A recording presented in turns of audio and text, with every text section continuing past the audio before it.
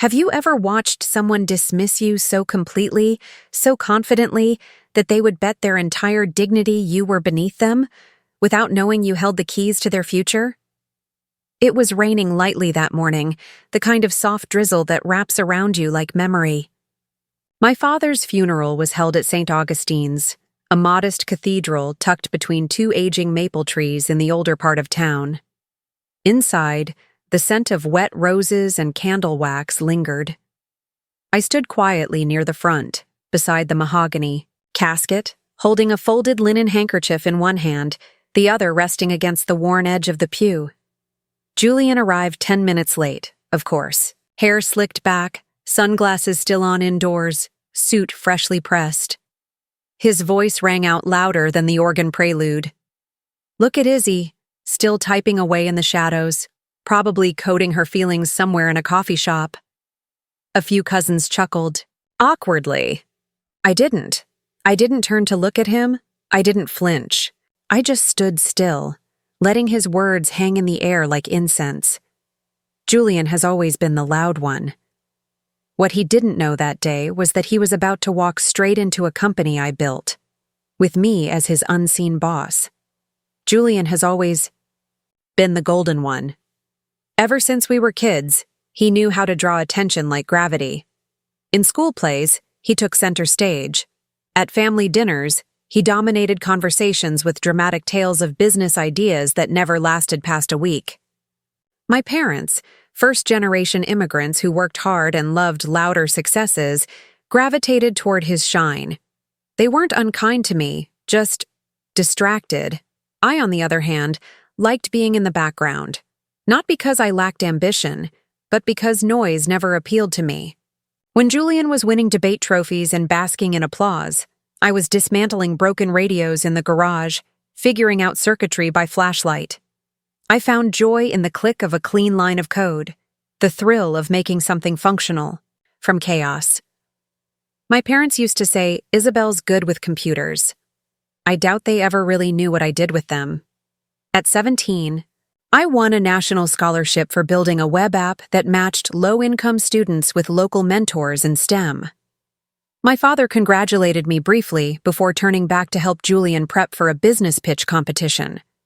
I watched from the kitchen as he practiced, loud and charming, while my certificate quietly collected dust in my bedroom drawer. I didn't resent them. I just got used to being unseen. College was a blur of computer science lectures and ramen at 2 a.m. I went to a public tech university that no one in my family could pronounce and never asked about. There, I met Daniel Liu, sharp, restless, and equally obsessed with building something that mattered. We spent hours arguing over machine learning models and ethical algorithms, fueled by cheap espresso and ambition. VeryMind started with an idea that seemed simple: help companies detect unconscious bias in hiring decisions using data. But the more we worked on it, the more we realized its potential. We could apply the model to sentencing recommendations, insurance risk calculations, even school admissions. Daniel had the voice and charm. I had the algorithms. Together, we built the first version in my apartment living room with one borrowed server and 2 folding chairs. 3 years later, our platform was quietly licensed by a major city government. Not long after, a Fortune 500 company used our tool to overhaul their entire hiring pipeline. Daniel insisted I take the spotlight with him, but I declined. I didn't want my face in articles, didn't want LinkedIn posts or keynotes. I preferred impact without exposure. So we made a decision. Daniel would be the public face. I would remain internal, known only to a few as IT. My initials, my title, and my role all at once. Some people assumed I was just a shadow coder or a consultant. That suited me. Being invisible let me build without interruption. It let me lead quietly. It let me stay in control. Meanwhile, Julian's life was moving in a different direction. After an MBA paid for by our parents, he bounced between startups, none of which survived more than a year. He always had the gift of presentation, but rarely the discipline to follow through. Each time he stumbled, my parents would swoop in, convinced it was just a matter of timing, not capability. "Isabelle, maybe help your brother with his website?" I did once. He didn't even say thank you. The last time we sat at the same table. Before the funeral, he made a joke about how I probably live off freelance gigs and dreams. I smiled politely and finished my meal in silence. That same week, Verymind signed a federal contract to advise on AI use in public housing allocation. I didn't tell anyone at the table, but I remember looking at Julian as he boasted about his next venture, a podcast that would disrupt thought leadership. And I remember thinking, he really believes I've done nothing with my life. I never cared for recognition. But I did care about being underestimated, especially by the people who were supposed to know me best. That's why, when I saw Julian's name on the incoming application list for a strategic communications role at Verymind, my breath caught, not in fear or anger, but in something deeper. Amusement. The man who once said I'd never make it outside a lab was now asking for a role inside my company. He wouldn't recognize my name. All the founding documents were signed under a legal holding group. Internally, I went by my initials. Even my employee ID didn't say co-founder. No one would connect the dots. And yet, something stirred in me. Not revenge, not spite, just a quiet readiness. For once, it would be my voice he'd have to answer to, even if he never heard it out loud. Verymind's office didn't scream innovation. That was intentional.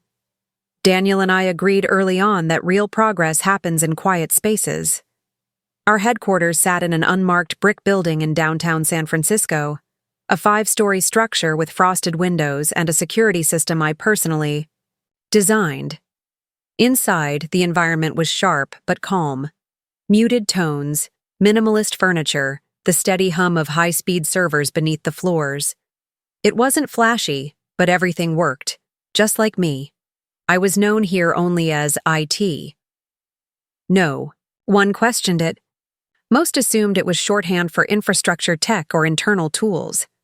The only people who knew the truth were Daniel, our legal counsel, and our lead engineer. To everyone else, I was a senior-level systems strategist who worked remotely, managed key projects, and signed off on complex architecture proposals with surgical precision. The anonymity was deliberate. We lived in an age where founders were expected to be brands, tweeting daily, giving TED Talks, taking selfies with interns. But that world never appealed to me. I had seen what came with visibility: scrutiny, pressure, distractions disguised as validation. I didn't want noise. I wanted clarity. I wanted freedom. So while Daniel stood on stages and talked about ethical AI, I stayed behind, building the very systems that made his words real. And yet, even in silence, my reach within, Verymind ran deep. I reviewed every technical proposal before it reached Daniel's desk. I wrote the logic for our transparency audit tool, the one used by journalists to expose systemic discrimination in hiring software. I signed off on our data ethics charter, a document now taught in university courses. There was no marketing team to spin my name into gold, but I didn't need it. I wasn't chasing fame. I was building justice into algorithms. It helped that my influence wasn't loud. It was structural. If someone wanted access to budget revisions, long-term planning decks, or internal security clearances, they had to go through IT. Not many questioned the process. They just followed it. That's what made Julian's upcoming arrival so interesting. He had applied for a role on the public engagement team.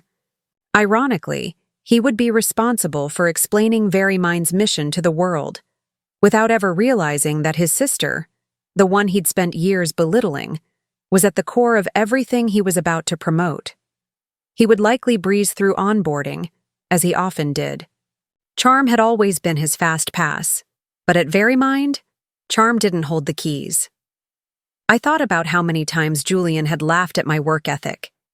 He once told a group of friends that I was probably the type to write code for fun and call it a life. I didn't argue then. I never needed to. Because in the years that followed, while he jumped from idea to idea, I stayed the course.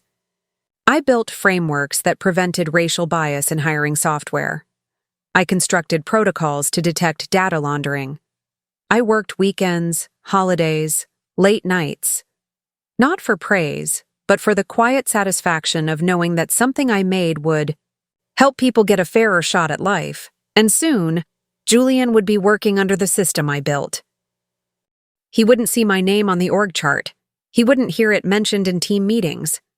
But every report he submitted, every campaign he pitched, every budget he touched, it would pass through hands he didn't know were mine.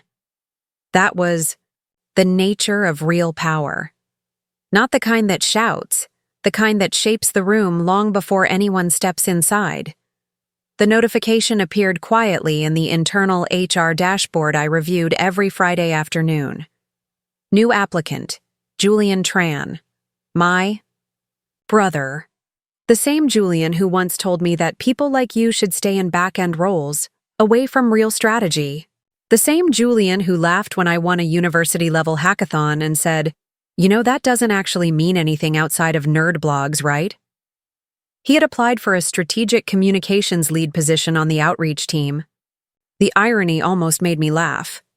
A role that would require him to articulate Verimind's mission, our ethics, our commitment to data integrity, our ongoing partnerships with nonprofits focused on AI transparency.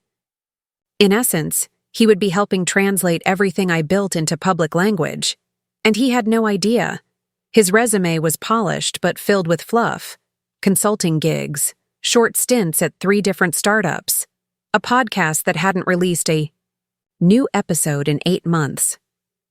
Still, he knew how to present it well. Julian always did. The recruiter flagged him as confident, charismatic, exactly the kind of voice we need to help bridge tech and public trust. The recruiter didn't know what I did, that I had reviewed every speech Julian ever gave, whether he realized it or not. I knew his cadence, his love of buzzwords, his obsession with optics. What I didn't know yet was whether he had grown at all. Daniel called me that evening. "You saw it, right?" he asked. I nodded on the other end of the line, though he couldn't see me. "I saw." He paused. "What do you want to do?" I leaned back in my chair. "Let him through." "You're sure?" "Yes." He's confident. And maybe it's time he learns where confidence really leads. I didn't approve Julian's application out of spite. I wasn't plotting a dramatic reveal. That wasn't who I was. But I did feel something stir, something calm and resolute. This wasn't about proving myself to him. That had passed. This was about watching what happened when someone who'd always stood in the spotlight had to navigate a world built by someone he never saw. Julian was coming to work at Verymind, and I wasn't going to say a word. Not yet. Julian's first day at Verymind was exactly what I expected. Loud greetings, effortless small talk, handshakes that lingered just long enough to establish dominance. He walked through the office like someone entering a stage, not a workspace. Dressed in a tailored blazer and designer sneakers, he introduced himself to the team with the air of a man who believed he'd been hired to rescue the company's voice. To be fair, Julian was good at what he did, at least on the surface. His emails were clean, his pitches energetic, and he quickly earned points with the marketing lead for his ability to reframe dry product descriptions into digestible narratives. What he didn't realize was how much of that messaging had already been written, reviewed, and approved by me. Every campaign he joined had been built on internal documentation I had authored. Every data point he quoted came from dashboards my team had designed. He was speaking the language of my work without ever knowing whose voice he was echoing. At first, I monitored everything from a distance. I rarely came into the office during peak hours. I didn't need to. Most of my work was done through encrypted systems, internal review portals, and back-end infrastructure tools. If Julian passed by my name, or rather my initials, he didn't blink. IT meant nothing to him, but over time, I noticed small things shift. One afternoon, I received a Slack message from our infrastructure coordinator. "Hey, Julian's been asking a lot about IT. Think he's trying to figure out who it is." I smiled at my screen.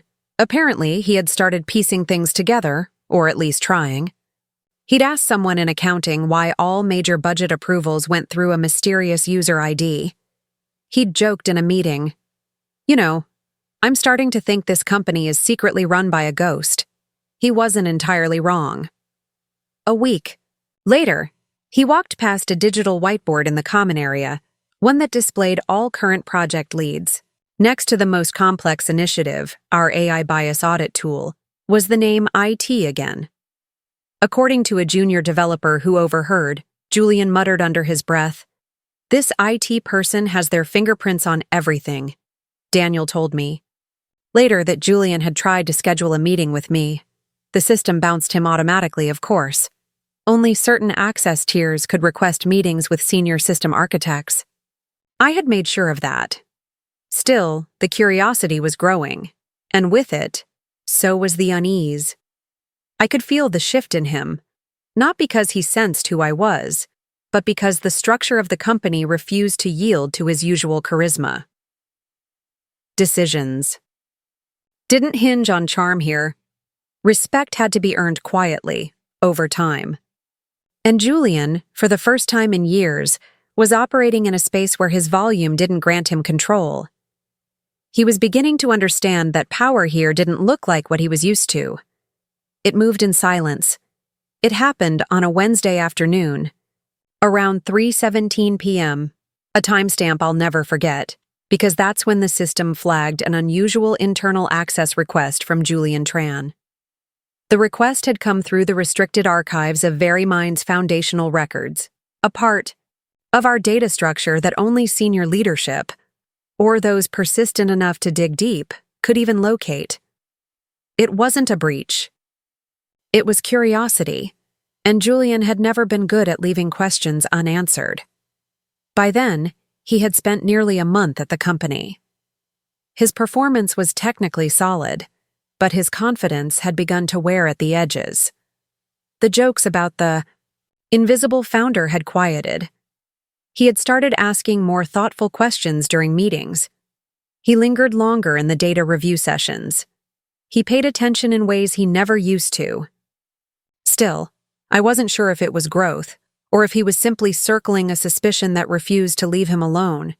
The access log showed that he opened the foundational legal file, clicked through the ownership structure, and paused for 6 full minutes on a line that read, "Founder A, Isabelle Tran, Chief Technical Architect, 50% ownership." He didn't click away immediately. He scrolled down, looked at my signature, my initial on every technical directive. The system diagrams dated years before VeryMind even had a logo. Then he closed the document. 15 minutes later, Daniel buzzed me. "He knows," he said simply. Didn't ask how. I just nodded, even though he couldn't see me. I wasn't surprised when I found Julian waiting in the rooftop garden later that evening. It was one of the few places in the building that remained quiet after 5, with views of the bay stretching out between the skyline. I had gone there after my usual late shift, expecting the wind and the silence. But he was already there, back turned, hands gripping the steel railing like he was anchoring himself to reality. He turned when he heard me approach, and for the first time in years he didn't speak right away. "So?" he finally said, voice low. "It's you," I nodded. "It's me." His jaw flexed once. "You built this place." "With Daniel," I replied. "But yes." Julian looked away, blinking hard like the sky might give him answers. All this time, I was talking about VeryMind like I discovered it, like I knew what it stood for. "You believed in the mission," I said softly. "That's more than I expected." He turned sharply. "Why didn't you say anything? Why let me..." work here, pitch ideas, report metrics. Without knowing I was standing in your shadow, I tilted my head. You've never stood in my shadow, Julian. You were too busy trying to cast your own. That stung. I saw it in the way he shifted his weight, suddenly less sure of his posture. His voice cracked slightly. Was this your plan? Some long game of poetic revenge? I shook my head slowly. No, this was never about revenge. I didn't bring you here to humiliate you. I brought you here to see if you could grow into something more than a voice in a room. He fell quiet again, the air between us thick with the weight of what was finally exposed. I stepped closer, but not too close. You mocked me for years. You diminished what I did because it didn't look like success to you. And honestly, that used to bother me. But it doesn't anymore. Julian looked at me with eyes that were no longer cocky, no longer amused. Just wide, uncertain. I stayed behind the scenes because that's where I work best. Because this, very mind, was never about being seen. It was about building something real, something that could challenge the system quietly and effectively. Not for praise, for impact. He rubbed the back of his neck, then muttered, I thought you were just some freelance coder. I know, I said. Most of the family still does. A bitter chuckle escaped him. You know, Mom told me last year that you still do tech stuff from home. I didn't realize that meant running a company with government contracts and national oversight tools. I didn't answer. I didn't need to. We stood in silence again, the kind that didn't push, didn't accuse, just allowed truth to settle. Then I pulled a folder from my bag and handed it to him. Inside was a proposal I'd been working on for months, an initiative focused on tech education access for young people in underrepresented communities, particularly those affected by biased algorithms. I was going to run this myself, I said. But after seeing the way you've engaged lately, if you're really ready, I think you could lead it. Julian opened the folder but didn't look at the pages. His eyes stayed on mine, searching for some hidden catch. There's no trap, I added. Just an opportunity. One you've earned, if you want it. He didn't speak for a long time. Then finally a nod. Not dramatic, not performative, just real. Okay, he said. I want to try. It wasn't a confession. It wasn't an apology. But it was enough. For the first time, I saw not just my brother, but a man learning how to stand without taking space from others. I knew there was still pride in him, still ego, but now there was also awareness. And that changed everything. He handed the folder back, but gently, like he knew what it represented. I won't waste this, he said. I believed him. As I turned to leave, I felt something lift. Not revenge, not triumph, but relief. Maybe he didn't need to say sorry. Maybe we were both learning how to be more than who we had been. And maybe, for the first time, we were finally standing on the same ground. After that night on the rooftop, something in Julian shifted. Not instantly, not dramatically, but undeniably. The next morning, he showed up to work earlier than usual. No flashy blazer, no ego in his stride. Just a plain button-down shirt and a notepad in hand. He slipped into his desk without drawing attention and began reviewing the education initiative I had handed him. He didn't come to me for more validation. He didn't announce his change of heart in a meeting. Instead, he started asking better questions. He sat in on data review calls, scribbled notes during engineering demos, and even shadowed one of the ethics analysts for a week, just to understand how bias was detected in machine learning models. For the first time, Julian wasn't talking to be heard. He was listening to learn. I watched from a distance, just as I always had. My name still didn't appear on the public-facing charts. In meetings, I remained the unseen architect. But when Julian submitted his first project brief for the Education Initiative. I read it line by line. It wasn't perfect, but it was grounded, thoughtful, and surprisingly humble. He named the program Bridgework, symbolizing the need to connect communities historically left behind by technology. There was no grand statement, no self-promotion, just a plan, and a good one. A few days later, he sent me a message through our secure channel. No greeting, no small talk. Just, "Thank you for letting me grow." I didn't reply. I didn't need to. Instead, I sent a small package to his desk the following week. Inside was a black leather notebook and a brass fountain. Pen. The note was unsigned, but the first page of the notebook read, "To rebuild, start with listening, then act with intention." He never brought it up, but I saw him using that notebook in nearly every meeting after. Weeks passed, and Julian didn't just adapt, he contributed. He pitched a partnership with a grassroots nonprofit that worked with schools in low-income neighborhoods. He recommended language audits on public documents to reduce institutional jargon.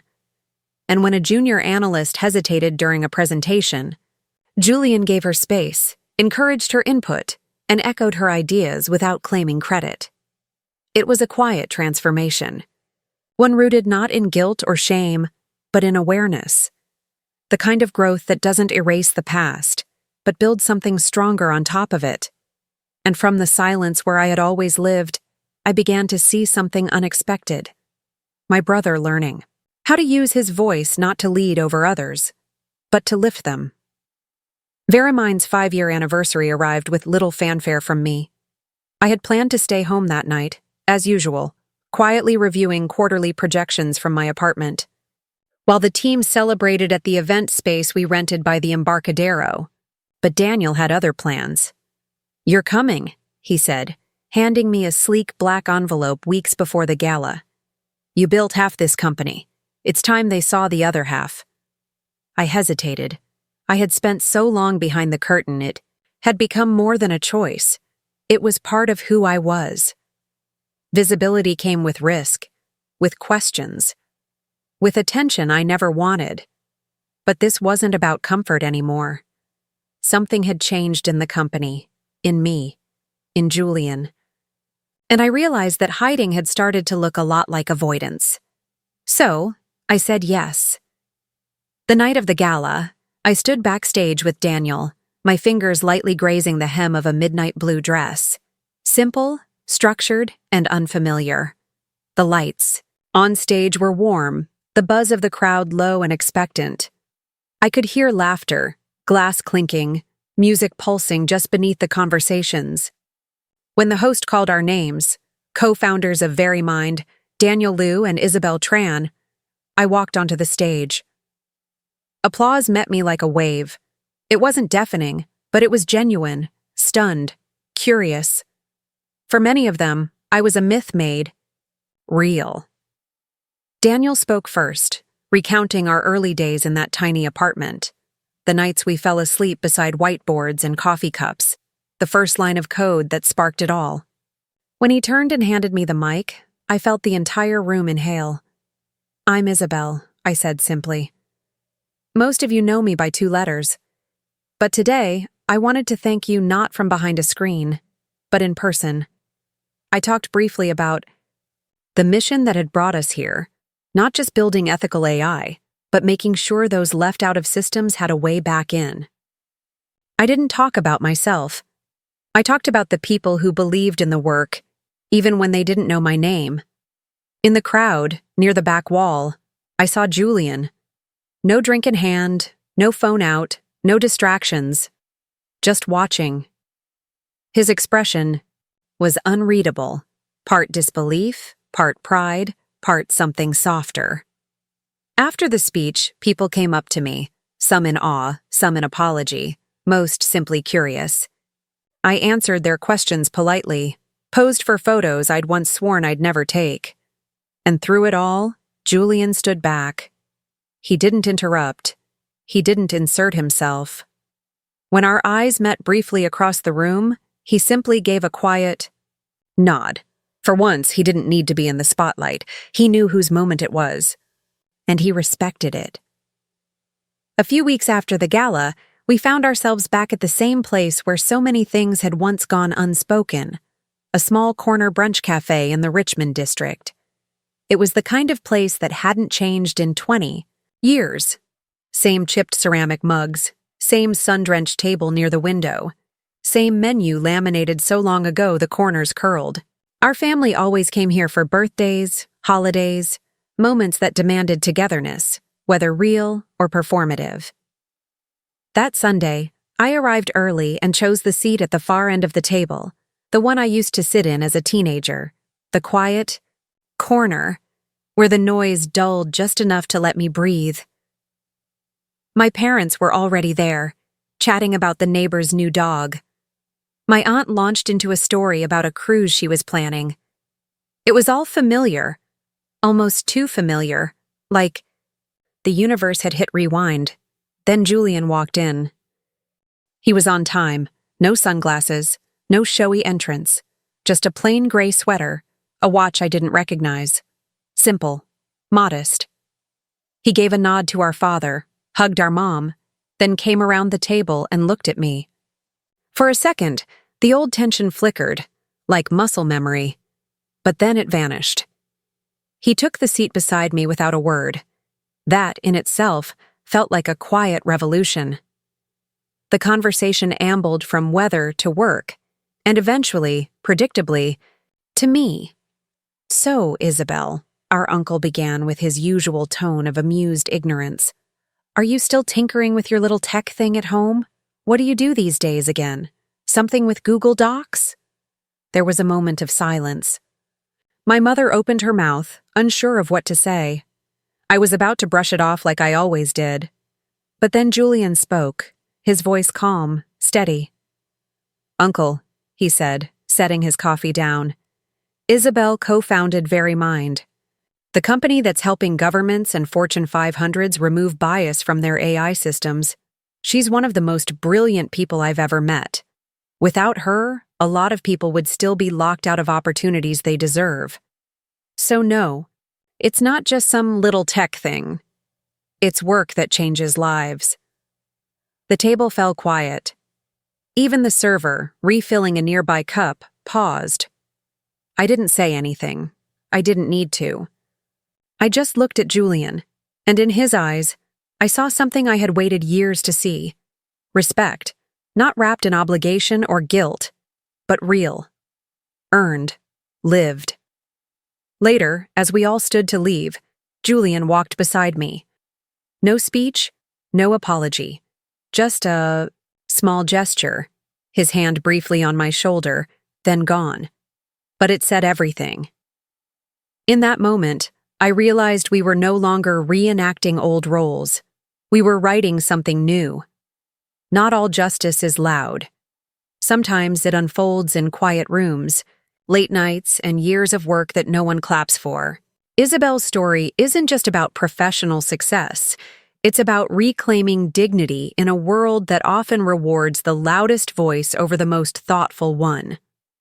Her journey reminds us that impact doesn't always come with recognition, and that true strength doesn't need to announce itself. It builds. It leads. It waits. Until the moment is right. Julian's transformation shows us something just as powerful. Growth is possible, even for those who start out blind to others. Worth. Redemption, when it's earned, isn't loud either. It shows up in quiet consistency, in actions that speak for themselves, and in the ability to finally see people we once overlooked.